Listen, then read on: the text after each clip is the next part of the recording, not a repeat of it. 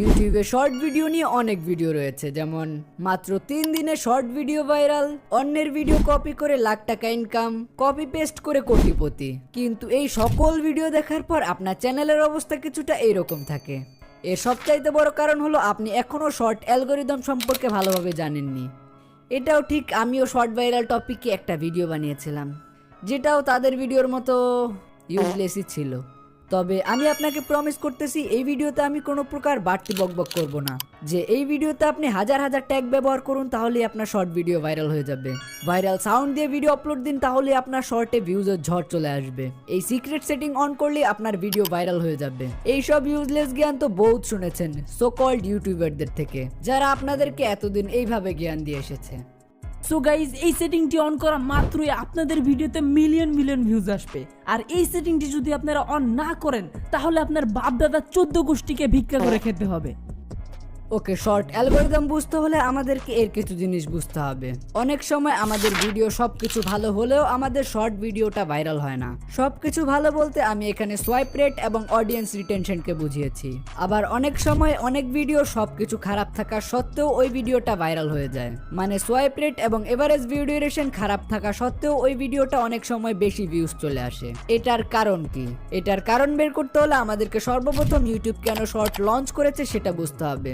YouTube short, Instagram reels, Facebook reels এগুলোকে launch করার মূল কারণ হচ্ছে অডিয়েন্সকে বেশি সময় ধরে তাদের প্ল্যাটফর্মে আটকে রাখা। এখন ধরুন আপনি একটি ভিডিও বানালেন যেটার লেন্থ হচ্ছে 20 সেকেন্ড এবং ওই ভিডিওটা অডিয়েন্স 10 সেকেন্ড পর্যন্ত দেখেছে, তাহলে আপনার ওই ভিডিওটার অডিয়েন্স রিটেনশন হবে 50% আর সোয়াইপ রেটও হবে 50%। এখন প্রশ্ন হলো এই সোয়াইপ রেটটা কিভাবে হিসাব করা হয়? আপনি যদি আপনার শর্ট ভিডিওর এনগেজমেন্টে যান তাহলে আপনি এখানে দুইটা অপশন দেখতে পাবেন। প্রথমটা হচ্ছে স্টেট টু ওয়াচ এবং দ্বিতীয়টা হচ্ছে সোয়াইপড অ্যাওয়ে। প্রথমটা হচ্ছে কত পার্সেন্ট অডিয়েন্স আপনার ভিডিওটা দেখছে এবং দ্বিতীয়টা হচ্ছে কত পার্সেন্ট অডিয়েন্স আপনার ভিডিওটা তাদের সামনে আসার পরে স্ক্রল করে চলে যাচ্ছে। তার মানে হিসাব করলে আমাদের ওই 20 সেকেন্ডের ভিডিওরও সোয়াইপ রেট 50%, যেহেতু ওই ভিডিওটা 10 সেকেন্ড দেখেছে। অন্যদিকে ধরুন একটা 1 মিনিটের ভিডিও যেটা অডিয়েন্স 25 সেকেন্ড পর্যন্ত দেখেছে, মানে 4 ভাগের 1 ভাগ, তাহলে ওই ভিডিওটার অডিয়েন্স রিটেনশন হবে 41.67% এবং সোয়াইপ রেট হবে 58.33%। এখন আপনার কাছে আমার প্রশ্ন হলো ইউটিউব এই দুইটার মধ্যে কোন ভিডিওটাকে বেশি প্রমোট করবে? এর একবারে সহজ উত্তর হলো দ্বিতীয়টাকে, কারণ ইউটিউবের মূল লক্ষ্য হলো তাদের প্ল্যাটফর্মে অডিয়েন্সকে আটকে রাখা। তাই সব সময় অডিয়েন্স রিটেনশন বেশি হলেই যে ভিডিও ভাইরাল হবে এমনটা না। তাহলে আপনি এই ভিডিওটা দেখুন, যে ভিডিওটার অডিয়েন্স রিটেনশন 130%, তাও এই ভিডিওটাতে ভিউজ আসছে না। এর কারণ হচ্ছে এই ভিডিওটার লেন্থ খুবই ছোট। তাছাড়া আমি যে কারণগুলো বলেছি এগুলোর সাথে মিলালে আপনি বুঝতে পারবেন কেন ভিউজ আসছে না। আর এইভাবে ইউটিউব শর্ট অ্যালগরিদম ভিডিওগুলোকে প্রমোট করে বা অডিয়েন্সের কাছে ছড়িয়ে দেয়। এখন আপনারা বলতে পারেন অ্যালগরিদম কিভাবে কাজ করে সেটা তো বুঝলাম, এখন আমরা আমাদের ভিডিওতে কিভাবে ভিউজ আনবো, কিভাবে আমরা শর্ট ভিডিও ভাইরাল করব সেটা জানতে হলে আমাদেরকে মিস্টার বিস্টের সবচাইতে পপুলার ভিডিওটা ডিকোড করতে হবে। কেন তার এই ভিডিওটাতে প্রায় 150 কোটি প্লাস ভিউজ চলে আসছে। এখন আমরা যদি তার ভিডিওর প্রথম 3 সেকেন্ড লক্ষ্য করি তাহলে সেখানে সে বলেছে, এখানে If I give you $100, would you go to Paris to give me a baguette? যদি আমি তোমাকে $100 দিই তুমি কি প্যারিস থেকে আমার জন্য বুগেট নিয়ে আসবে? যারা বুগেট সম্পর্কে জানেন না, বুগেট হচ্ছে প্যারিসের একটা পপুলার রুটি। যখনই কেউ শুনছে সে শুধুমাত্র রুটি খাওয়ার জন্য আমেরিকা থেকে প্যারিসে একজন লোক পাঠাচ্ছে, তাও তার কাছে $100 দিয়ে। এটাই মানুষকে কিউরিয়াস করে তুলছে আসলে কারণটা কি।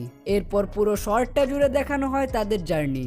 একটু পর পরেই camera angle change, extra emotion, ups and down, সবকিছু মিলিয়ে দর্শক চাইলেও এই শর্টটাকে স্কিপ করতে পারে না। তার মানে আপনি যখন একটা শর্ট ভিডিও বানাবেন অবশ্যই আপনার ভিডিওতে হুক ব্যবহার করবেন। আর আপনি ইউটিউবে যত বড় বড় শর্ট ক্রিয়েটর দেখেন তারা এই ফর্মুলাটা সবচাইতে বেশি ব্যবহার করে। লাইক আপনি যদি ফ্যাক্টস মাইনের ভিডিও দেখেন তাহলে আপনি এটা সম্পর্কে আরো বেশি বুঝতে পারবেন।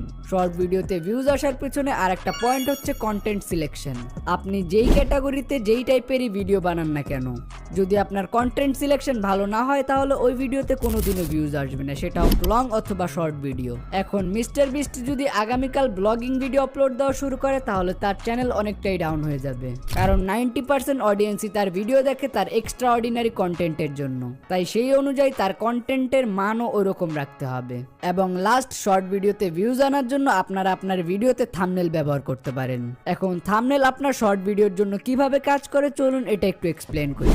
আপনি এই ভিডিওটাতে কেন ক্লিক করেছেন? এই ভিডিওটা থাম্বনেলের জন্য। তেমনই ভাবে আপনি যদি লক্ষ্য করেন, আমরা যখন ইউটিউব অ্যাপ ওপেন করি তখন আমাদের হোম পেজে লং ভিডিওর পাশাপাশি শর্ট ভিডিও সাজেস্ট হয়। যখন ওইখান থেকে কেউ আপনার শর্ট ভিডিওতে ক্লিক করে তখন ওই ভিউজগুলো আপনার চ্যানেলের ব্রাউজ ফিচার, ইউটিউব সার্চ এগুলোতে অ্যাড হয়। ইউটিউব শর্টে লং ভিডিওর মতো সিটিআর শো করে না, তবে এটা আছে কিন্তু আমাদের সামনে ভিজিবল হয় না, কারণ হচ্ছে ইউটিউব চায় না। তবে ফিউচারে হয়তো বা আমরা ইউটিউব শর্টের মধ্যেও সিটিআর দেখতে পারি। তাই আপনি আপনার ভিডিওতে অবশ্যই একটা শর্ট থাম্বনেল ইউজ করার চেষ্টা করবেন।